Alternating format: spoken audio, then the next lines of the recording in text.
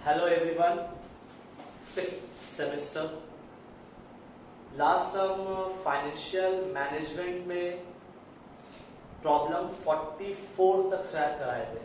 5 सम करवाए थे मुझे जहां तक याद है, और एक सम में शायद माइनर मिस्टेक हुआ था। वो शायद प्रॉब्लम 43 में वो एकदम माइनर मिस्टेक था, वो शायद कैलकुलेटिंग मिस्टेक था। वो आप लोग जब कॉपी करोगे तो देख लेना, पर अपने से खुद से कैलकुलेट कर लेना। एक माइनर मिस्टेक हुआ था, सिर्फ हम पॉइंट लिखने भूल गए थे, वो देख लीजिएगा आप लोग। खैर तो बात के बात है, 5 सम्स हो गया था। कॉस्ट ऑफ कैपिटल खत्म होने वाला है और 2 क्लास देंगे कंप्लीट हो जाएगा। तो आज हम लोग 4 सम्स करने वाले हैं कॉस्ट ऑफ कैपिटल का। प्रॉब्लम स्टार्ट करते हैं 45 से। जिन लोग ने अभी तक पुराना वीडियो क्लासेस नहीं किया, पहले जल्दी से कर लीजिए, सो दैट फिर ये सम्स करने में क्लियर हो जाए, क्योंकि अब हम लोग खत्म होने वाले हैं कॉस्ट ऑफ कैपिटल, ज्यादा नहीं बचा। 2 क्लासेस देंगे कंप्लीट हो जाएगा।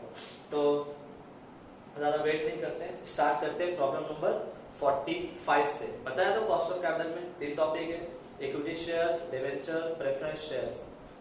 डिवेंचर्स के अंदर 2 है, रिडीमेबल रिडीमेबल। प्रेफरेंस शेयर्स के अंदर भी 2 है, रिडीमेबल इरिडीमेबल। डिवेंचर के अंदर सॉरी इक्विटी शेयर्स के अंदर 2 मॉडल है, earning growth model, dividend growth model. Okay, start करते हैं प्रॉब्लम नंबर 45 से, पेज नंबर 187। जैसे कि सुनो क्वेश्चन अच्छा है। Texco limited has capital of 1 lakh equity share. ये कंपनी के पास 1 लाख इक्विटी शेयर है। Number of equity shares 1 lakh, मतलब ये कंपनी के पास आज 1 लाख शेयर होल्डर है। ठीक है, ऑफ रुपीज पेड, और एक शेयर का दाम है 10 रुपया। खैर वो तो फेस वैल्यू शेयर्स का। It's price earning ratio is 10। नया चीज आया, price earning ratio. Price earning ratio, जिसको हम लोग ये भी बोलते हैं पीई रेशियो, 10 दिया हुआ है। करेंगे तो समझा देंगे। Earning available to equity shareholder, earning available to equity shareholder, earning available to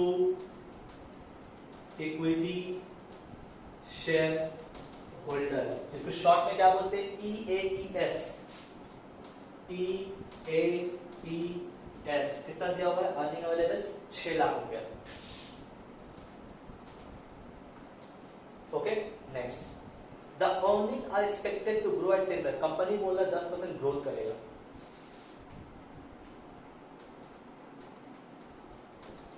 okay, you are required to compute the cost of equity का अर्निंग ग्रोथ मॉडल। कौन सा मॉडल यूज करने बोला, अर्निंग ग्रोथ मॉडल। पहले बोल दिया earning growth, dividend growth model नहीं, earning growth model. वैसे भी यहाँ डिविडेंड का कोई लॉजिक ही नहीं है, हम डिविडेंड वाला लॉजिक लगा ही नहीं पाएंगे। हम तो क्या करेंगे, अर्निंग ग्रोथ मॉडल लगाएंगे। खैर, अर्निंग ग्रोथ मॉडल के लिए मेरा बात अच्छा है, सुनिएगा। कॉस्ट ऑफ इक्विटी निकालने का 2 मॉडल है, earning growth model, dividend growth model. ये लोग क्या बोला है, earning growth model. Earning growth model का फॉर्मूला क्या है, EPS by MPS plus G, यही फॉर्मूला है। अब हमको ना EPS पता है, ना MPS पता है, ग्रोथ पता है, तो हम लोग एक एक करके निकालेंगे। कोई टेंशन नहीं, देखिए कैसे निकालेंगे, ध्यान से देखिएगा। पहले EPS आराम से निकालेंगे। खैर आप लोग पता है कि EPS का फॉर्मूला क्या है। EPS का फॉर्मूला है EAES divided by number of equity shares, है ना। EAES मतलब earning available to equity share. देखो तो EAES कितना है, 6 lakh divided by number of equity shares 1 lakh.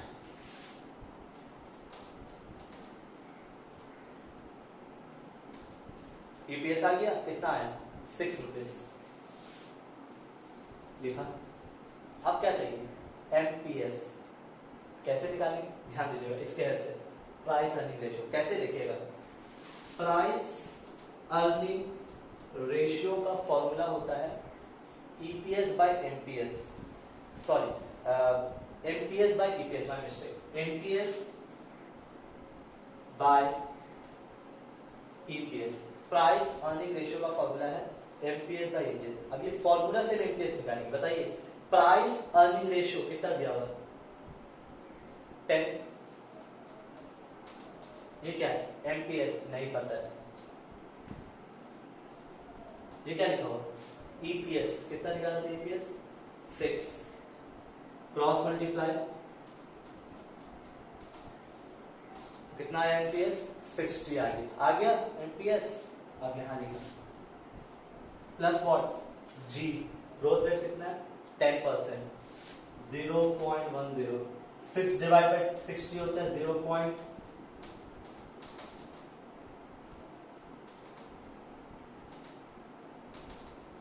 इसका मतलब कॉस्ट ऑफ इक्विटी का रेट कितना है 20%। सिंपल सम था, बस फिर एक जगह आपको प्रॉब्लम होगा प्राइस अर्निंग। नॉर्मली क्या था हमको पहले ही बोल दिया था क्वेश्चन में अर्निंग ग्रोथ मॉडल यूज करने। अर्निंग ग्रोथ के लिए क्या क्या चाहिए था ईपीएस और एमपीएस। ईपीएस तो हम आराम से निकाल लिए क्योंकि डेटा दिया हुआ था। क्या formula EPS bye number of equity shares, EPS आया। एमपीएस हमको पता करने के लिए प्राइस अर्निंग का हेल्प दिया। प्राइस अर्निंग रेशियो फॉर्मूला है एमपीएस बाय ईपीएस, पुट किया इससे एमपीएस आ गया, इसलिए यहां पुट किया आपका आंसर आ गया। कॉपी कीजिए, नेक्स्ट सम्स करेंगे।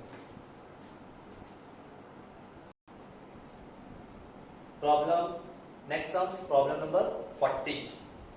शायद माइट भी ये सम हम कराया है, फिर से ये वाला सम रिपीट करा रहे हैं आप लोग को। अगर कराए हैं तो अच्छी बात है, नहीं कराए तो फिर से देख लीजिए, लेकिन अगर करा दिए तो एक बार रिपीट हो जाएगा, क्लियर हो जाएगा, क्योंकि जो डिफरेंट सम है। Problem number 40, the capital structure and other information of a company are given below. Company का 3 सोर्स है, equity share capital, reserve and surplus and debenture. 3 है, मतलब बात समझ में आ गया होगा कि वेटेड एवरेज वाला ही सम है। अमाउंट भी दिया हुआ है 100 लाख, 50 लाख, 200 लाख। फिर आपको यहाँ पर बगल में लिखा है आफ्टर टैक्स, मतलब जो हम लोग को रेट चाहिए वेटेड एवरेज सम्स करने के लिए जो रेट चाहिए वो आफ्टर चाहिए था, ये लोग पहले से निकाल के दिया है, लेकिन सिर्फ इक्विटी का दिया है, मतलब इक्विटी शेयर्स का दिया है, रिजर्व सरप्लस का नहीं दिया है और डिवेंचर का नहीं दिया। मतलब पहले आपको डिवेंचर और रिजर्व सरप्लस का रेट निकालना होगा तभी आप सम्स कर सकते हैं।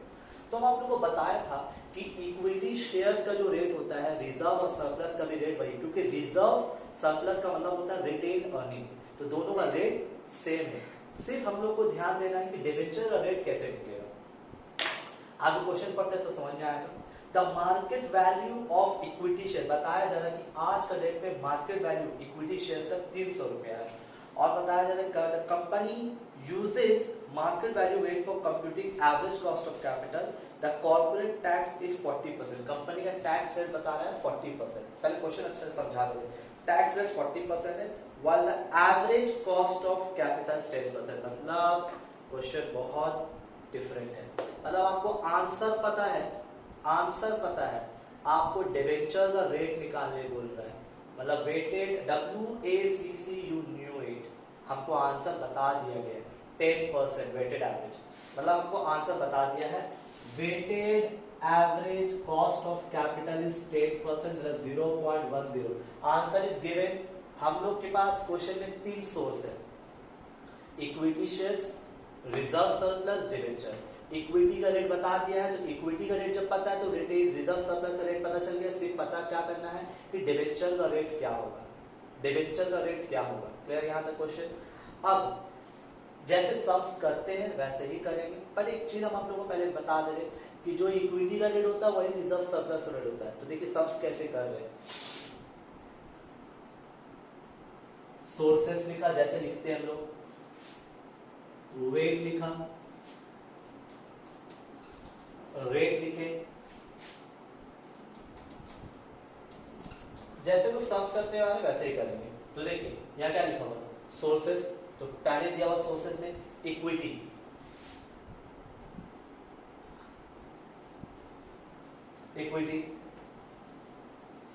फिर 100 लाख वैल्यू दिया हुआ 100, रेट दिया हुआ 14%। हम आप लोगों को हमेशा बोला है weighted average cost of capital में जो यहाँ रेट लिखेंगे it should be after tax. हम बार बार एक ही बात बोलेंगे, आफ्टर टैक्स सिर्फ और सिर्फ डिवेंचर में ही होता है, क्योंकि इक्विटी हो या प्रेफरेंस हो दोनों का बिफोर और आफ्टर एक ही होता है।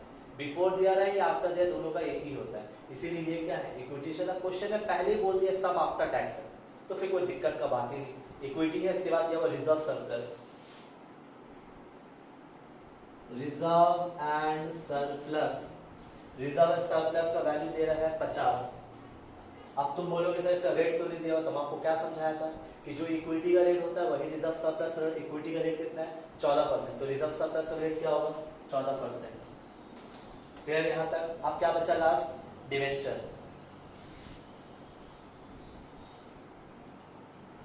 नहीं बताया रेट, सिर्फ वैल्यू बताया 200। क्या ले लिया? x% नहीं पता है इसीलिए मैं x ले लिया। अब हम लोग सम्स कैसे करेंगे तो ध्यान से सुनिएगा। 100 का 14%, जैसे तो सम्स करते हुए आते हैं। 100 का 14% 14 रुपया, 50 का 14% 7 रुपया होगा शायद, 7 रुपये। ओके, 200 का x%, 200 का x%, देखिए कितना होता है।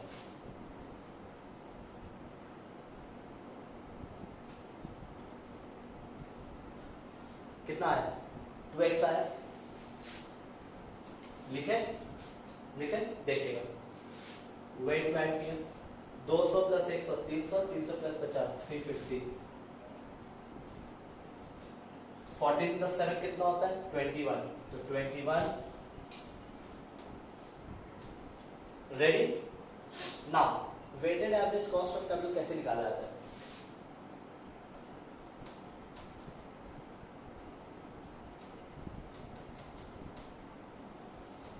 यही फॉर्मूला है ना। अब बताइए क्या है? Weighted average cost of capital पता है तुमको कितना? 10%। तो क्या लिखेंगे? ये क्या है? WTKT 21 plus 2x divided by weight 350,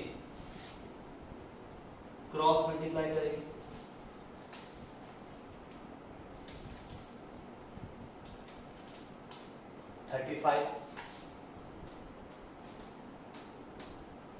इसको यहां लेके आएंगे, 35 माइनस 21 40 डिवाइडेड बाय 2। x का वैल्यू कितना है 7%। अब बताओ x हम किसको माने थे? डिबेंचर्स का रेट। अच्छा एक बात बताओ, यहाँ पर जो भी रेट लिखते हैं वो बिफोर होता है या आफ्टर होता है? आफ्टर होता है। इसका मतलब सर डिबेंचर का जो यहाँ रेट निकाले वो आफ्टर। अब क्वेश्चन पहले पढ़ेंगे, हमसे डिबेंचर का आफ्टर पूछा है या बिफोर पूछा है? What is the cost of reserve surplus? What is the cost of reserve? वो तो पता है 14%। And cost of debt debenture before tax. क्या बोला है? बिफोर। और हम यहाँ जो आंसर निकाले वो है आफ्टर। बिफोर अब कैसे निकालेंगे? कोई टेंशन का बात नहीं। देखिए अच्छा एक बात बताइए, अगर बिफोर दिया रहता है तो आफ्टर कैसे निकालते हैं? बिफोर दिया रहता है तो आफ्टर कैसे निकालते हैं? KD 1 माइनस T इंटू, यही फॉर्मूला है। KD का मतलब क्या होता है? After tax. आफ्टर टैक्स कितना है? हमको पता था आफ्टर, हमको निकालना क्या है? बिफोर। आफ्टर टैक्स है 7%। 1 माइनस टैक्स, क्वेश्चन ने पहले ही बोल दिया टैक्स 40% है।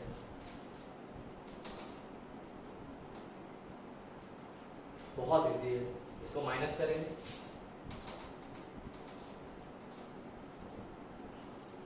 इसको नीचे उतार देंगे,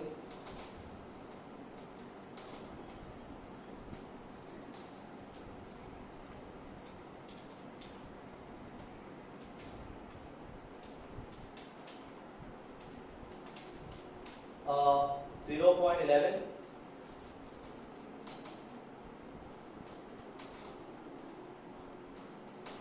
इसका मतलब कि डिबेंचर का बिफोर टैक्स से पहले रेट था 11.67, लेकिन टैक्स के बाद क्या था 7%। लेकिन क्वेश्चन में क्या पूछा था आपसे? बिफोर। तो हम पहले आफ्टर निकाला, फिर आफ्टर से बिफोर निकाले। क्वेश्चन को अच्छा से फॉलो कीजिए, बहुत इंपॉर्टेंट समय, क्योंकि अभी जितना भी सम्स करा रहे सब ऑनर्स ही क्वेश्चन है। ये 2007 का ऑनर्स क्वेश्चन था। अच्छा से कॉपी कर लो, कॉपी करने के बाद हम लोग फिर नेक्स्ट सम्स करेंगे। नेक्स्ट प्रॉब्लम 46, थोड़ा बड़ा समय और समझना अच्छा से, इंपॉर्टेंट भी है। क्वेश्चन पढ़ रहे, डेटा ऑलरेडी लिख चुके हैं पहले से, फिर भी एक बार रीड आउट कर लेंगे।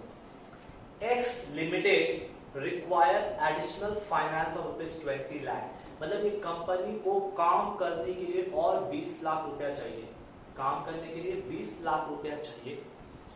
इन investment plan it has ₹4 lakh in the form of retained earning, जो पहले बता चुका है कि 20 लाख चाहिए लेकिन 4 लाख ऑलरेडी है। रिटेन अर्निंग बताया था, रिजर्व सरप्लस, उसी को रिटेन अर्निंग बोलते हैं। तो 4 लाख ऑलरेडी है, मतलब इसका मतलब और 16 लाख का करीब पैसा चाहिए। 20 लाख चाहिए काम करने के लिए, तो 4 लाख ऑलरेडी रिटेन अर्निंग में है। The following are the further detail, ये उसका डिटेल है। क्या डिटेल है कि कंपनी को जो 20 लाख रुपया चाहिए, वो 20 लाख आपको बताए ना, काम करने के लिए पैसा आदमी बहुत जरिए से उठाता है। बैंक से लोन ले सकते हैं, शेयर होल्डर से पैसा मांग सकते हैं, डिबेंचर्स इशू कर सकते हैं, प्रेफरेंस शेयर्स इशू कर सकते हैं। लेकिन कोई जरूरी है कि हर कंपनी एक जैसा पैसा उठाए, पूरा शेयर से उठाए, पूरा डिबेंचर नहीं, डिपेंड करता है। जैसे ही देखिए ये कंपनी को अगर 20 लाख चाहिए तो ये लोग पैसा कैसे उठाएंगे। यहाँ लिखा है डेब्ट 40 इक्विटी 60, मतलब 40 हिस्सा पैसा डिबेंचर से आएगा और 60 हिस्सा पैसा इक्विटी से आएगा। तो इस हिसाब से हम आपको एक चीज बताते हैं कि सर कंपनी को 20 लाख चाहिए, टोटल इन्वेस्टमेंट कितना चाहिए, 20 लाख। सही से फॉलो करोगे, टोटल इन्वेस्टमेंट बिजनेस में टोटल इन्वेस्टमेंट 20 लाख चाहिए, 20 लाख इन लोगों को पैसा चाहिए।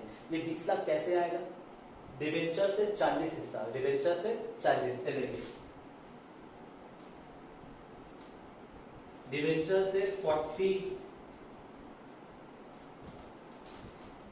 मतलब कि 20 लाख रुपए जो कंपनी को चाहिए उसमें 40 हिस्सा डिबेंचर से आएगा। तो मेरे सारे ये 100 कहां से लाए, 40 + 60 क्या होता है, 100 होता है, तो 40/100।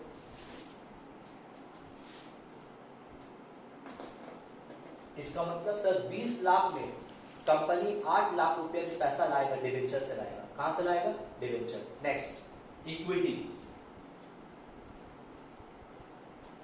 ठीक है, इक्विटी कितना है, 60।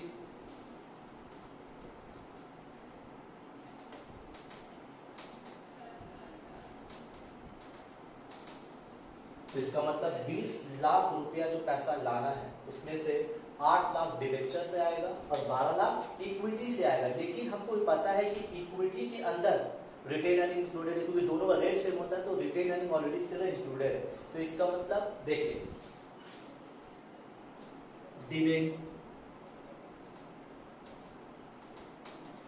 डिबेंचर से हमको 8 लाख रुपया लाना है, इक्विटी से कितना लाना है, 12 लाख। लेकिन हमको पता है कि 12 लाख में रिटेन अर्निंग इंक्लूडेड है, तो क्वेश्चन में पहले बोला था कि रिटेन अर्निंग ऑलरेडी कंपनी के पास है 4 लाख रुपया। तो रिटेन अर्निंग, तो सर 12 लाख रुपया इक्विटी में चाहिए, जिसमें से 4 लाख रिटेन अर्निंग है। तो 12 से 4 हटा दो तो बचा कितना, 8 लाख इक्विटी।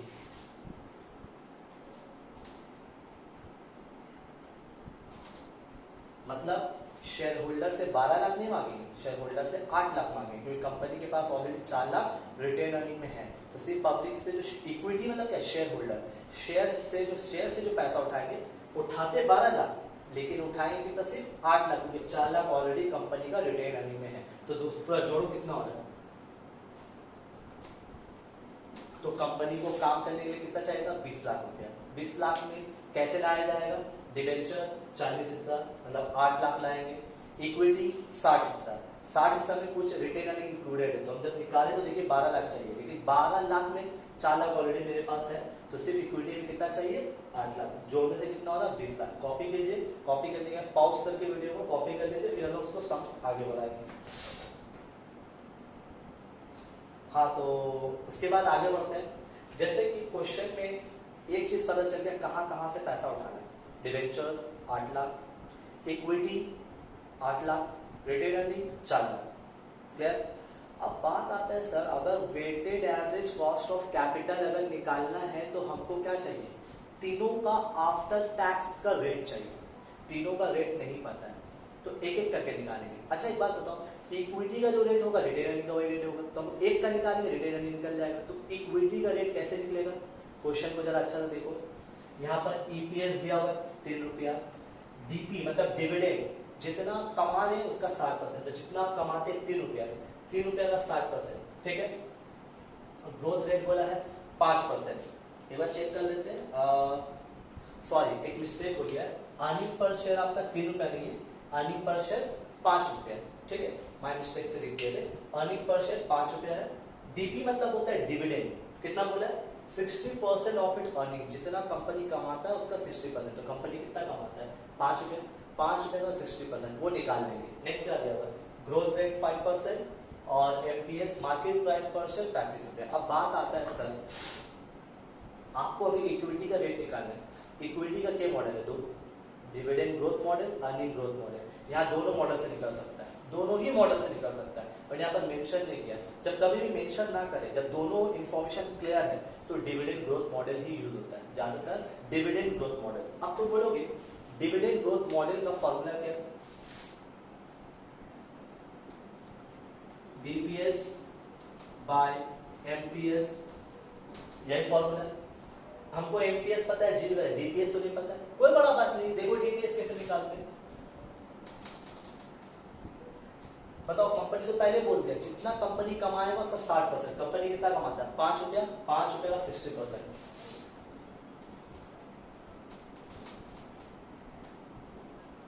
आगे डीपीएस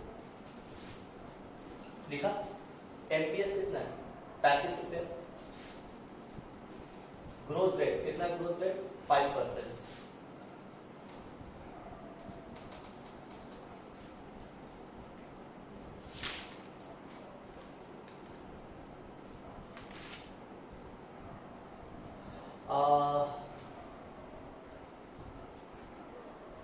आप अगर देखिएगा तो हम लोग यहाँ डीपीएस 3 लिए, लेकिन आप अगर फॉर्मूला में हम आपको वो लिखाए थे D1, डीपीएस लिखे एक ही मतलब होता है D1, तो हम यहाँ पर एक सिली मिस्टेक क्या हुआ, सम सही है, बस एक सिली मिस्टेक क्या हुआ कि हम लोग यहाँ जो डीपीएस लिखते हैं एक्चुअली इसका फॉर्मूला में ये भी लिखा हुआ है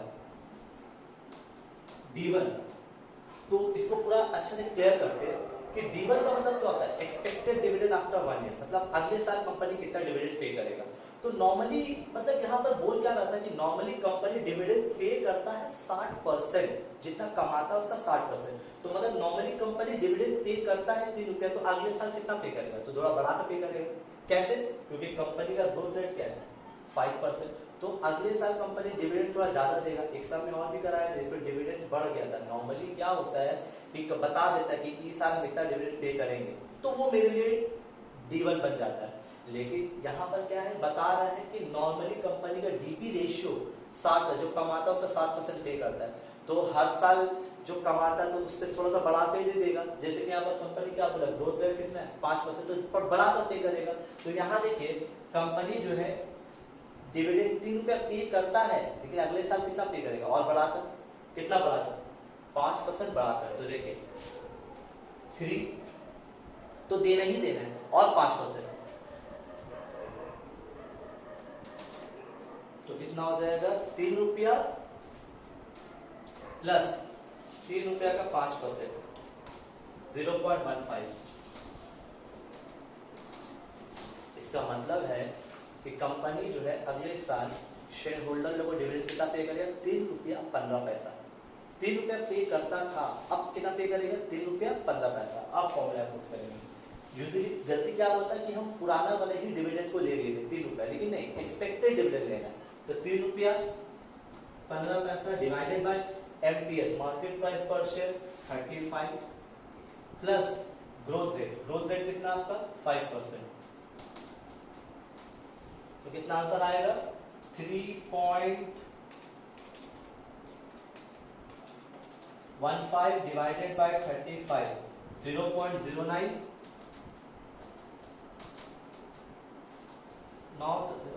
0.14, मतलब इसका मतलब आपका इक्विटी का रेट आया 14%। तो इस एक बात साफ है कि इक्विटी का जब रेट आएगा तो रिटेन अर्निंग का भी रेट क्या होगा, वही सेम होगा। तो यहाँ लिख दे रहे KE is equals to KR, that is 14%। तो इस सब में कंपनी को काम करने के लिए 20 लाख रुपया चाहिए था, तो 20 लाख रुपया कैसे उठाया जाएगा, डिवेंचर इक्विटी, रिटेन अर्निंग, तीनों का रेट पता करना बहुत जरूरी था।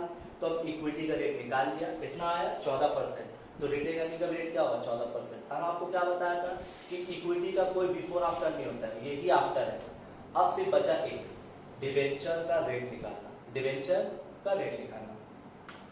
अब अगर डिवेंचर का रेट निकालते हैं तो डिवेंचर दो तरह का होता है, इररिडीमेबल और रिडीमेबल।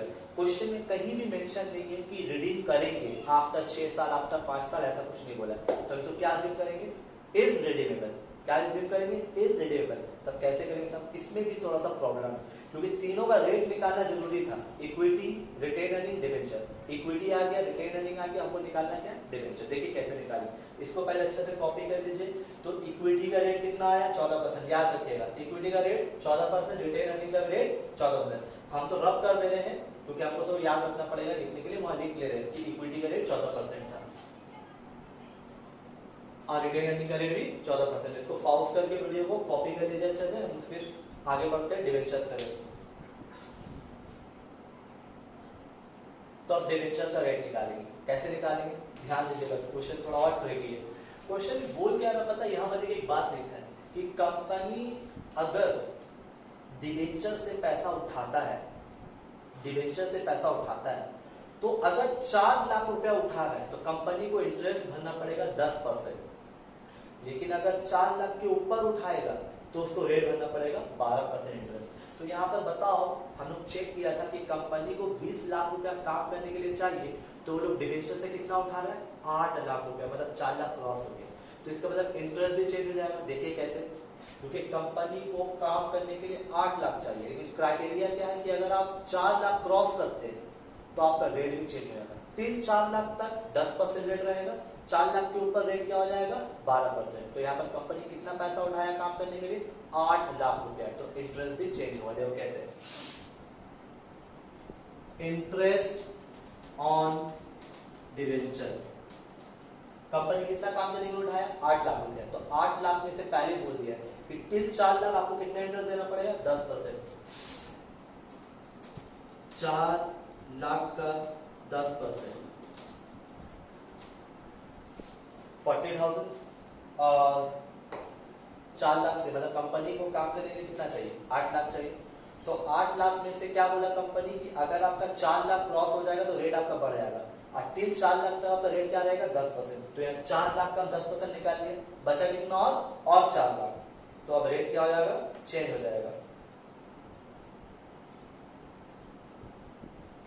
तो देखिए, तो पहला 4 लाख का रेट तो निकल गया, अब हमको बाकी का 4 लाख का निकालना है। तो क्वेश्चन में क्या बोला था कि अबव 4 लाख का रेट 12%, तो अबव 4 लाख,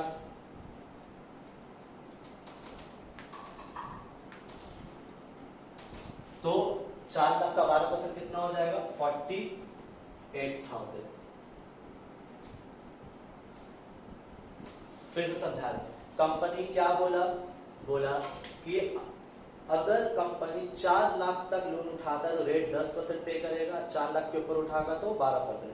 तो यहाँ पर कंपनी 8 लाख रुपया का डिवेंचर उठा रहा है, तो इसका मतलब 4 लाख तक वो लोग इंटरेस्ट भरेगा 40,000, 4 लाख के ऊपर कितना हो गया और 4 लाख, तो उसके ऊपर कितना पड़ा 12%। तो इसका मतलब कंपनी एक साल में इंटरेस्ट कितना भरेगा 88,000। तो बताओ, डिवेंचर यहाँ पर तो मेंशन नहीं किया कि इररिडीमेबल है या रिडीमेबल है, तो अज्यूम क्या करेंगे इररिडीमेबल। और इररिडीमेबल में रेट कैसे निकालेंगे, ये देखें, I by SV into 100। I का मतलब क्या बताया था इंटरेस्ट, बताओ कितना आया इंटरेस्ट 88,000, डिवाइडेड बाय SV का मतलब इशू प्राइस, डिवेंचर कितना ने इशू करना, कितना डिवेंचर इशू किया, पहले 4 लाख फिर 4 लाख, कितना हुआ 8 लाख। I मतलब इंटरेस्ट 88,000, SV का मतलब इशू, मार्केट में कितना बेचा, मार्केट में 4 लाख बेचा फिर 4 लाख बेचा, मतलब टोटल 8 लाख इंटू 100। तो 88,000 इंटू 100 डिवाइडेड बाय 8 लाख, तो 11%, कितना आया रेट। बट हम आपको क्या समझाया, डिवेंचर का 2 रेट होता है, बिफोर और आफ्टर। वेटेड एवरेज सम्स करने के लिए बिफोर चाहिए या आफ्टर चाहिए, आफ्टर चाहिए। तो ये क्या रेट है बिफोर, अब इसको आफ्टर में कन्वर्ट करेंगे तो देखिए KD 1 - T into के आई 1 माइनस टी का मतलब क्या होता है टैक्स। क्वेश्चन में टैक्स आपका दिया हुआ है 35%, 35% मतलब 0.35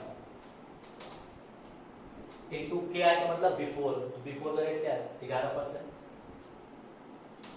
तो 1 माइनस 0.35, 1 माइनस 0.35 इंटू 11 तो 7.15%, 7.15% आ गया।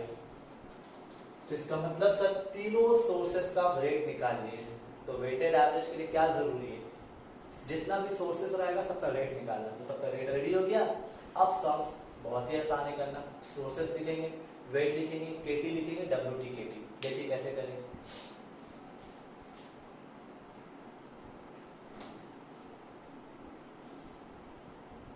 देखिए तो हम एक तरफ सोर्सेस लिखा,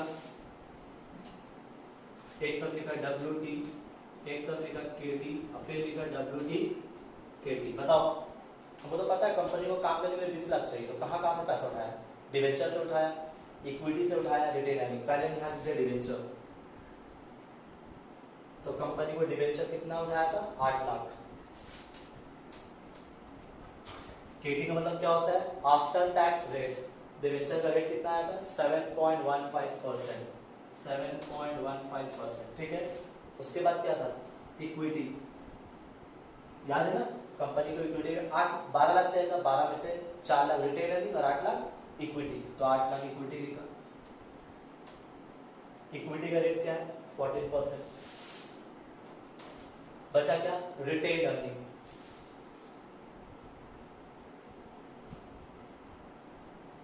कितना था 4 लाख। क्वेश्चन में पहले बोल रहे रिटेन अर्निंग में 4 लाख है, कितना रेट है सेम। बस मल्टीप्लाई करेंगे, सॉल्व करेंगे। 8 लाख का 7.15%, 57,200। 8 लाख का 14%, 1,12,000। 4 लाख का 14%, 56,000। बस ऐड कीजिए, 8 8 4 20 लाख, 57,200, 1,12,000, 56,000, तो 2,25,200। इसके बाद का काम लोग पता है WACC कैसे निकालते हैं, फॉर्मूला सब WTKT बाय WT। देखिए WACC sigma WTKT by sigma WT। WTKT कितना आया था 2,25,200, 2,25,200 divided by WT 20 lakh into 100।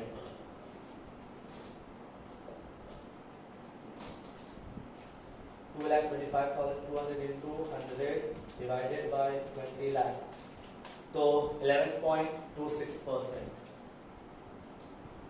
तो ये था आपका weighted average cost of credit. बहुत अच्छा सम्स आया था, 2011 में आया था सीयूबी कॉमर्स का, बहुत अच्छा क्वेश्चन था। सबसे अच्छा इसमें बहुत सारी चीज नया देखा क्या कि इक्विटी डिवेंचर दे देता था, रेट हम लोग निकालते थे, इस समय भी रेट निकाला, बट थोड़ा नया क्या देखा कि आपको थोड़ा सा हट के क्वेश्चन बताया कि हमको इतना फाइनेंस करना है, डिवेंचर में इतना पैसा आएगा, डिवेंचर का पार्ट कर दिया कि इतना अगर आप पैसा उठाइएगा तो इतना रेट इंटरेस्ट देना होगा, इतना ज्यादा हो गया तो आपको इंटरेस्ट चेंज हो जाएगा। तो कुछ नया देखने को इस क्वेश्चन में मिला, तो अच्छा से कॉपी कर लीजिए। कॉपी करने के बाद ऑलमोस्ट हम लोग इस चैप्टर का बुक से कर चुके हैं, तो नेक्स्ट क्लास जो होगा उसमें सारा रिसेंट ईयर का मतलब 19, 18, 17, 16, 14 मतलब 5 साल का हम लोग पेपर सॉल्व करवाएंगे, रिसेंट ईयर का पेपर ऑलमोस्ट हर तरह का क्वेश्चन का। फिर भी हम चेक कर लेंगे बुक में, अगर कुछ नया रह जाएगा तो हम नेक्स्ट क्लास से बता देंगे। अभी फिलहाल के लिए यहाँ तक क्लास कंप्लीट कर लीजिए। और एक बात, जब हम सम्स करते हैं तो माइनर हो सकता है, कैलकुलेशन मिस्टेक हो सकता है मेरा, तो आप लोग जब सम्स करें तो आप लोग खुद से भी कैलकुलेट कीजिएगा। हो सकता है जल्दी जल्दी में मिस्टेक मेरा हो सकता है, तो आप लोग कैलकुलेशन एक बार ध्यान से देख लीजिएगा। होमवर्क अभी नहीं दे रहे, जो पुराना जो सम्स है, जो वीडियो नहीं लेक्चर देखा है जल्दी से देख लीजिए, क्योंकि आप लोग 6 सेमेस्टर है, लॉकडाउन के बाद आप लोग एग्जाम कंफर्म होगा, तो ध्यान रहे। बैठ के रहने से फायदा नहीं, रिवीजन करते रहिए, मेरा लेक्चर दिया वो रिवीजन भी कर लो। तो यहाँ फिलहाल यहाँ तक रोकते हैं, नेक्स्ट क्लास में हम लोग ऑनर्स पेपर सॉल्व करेंगे।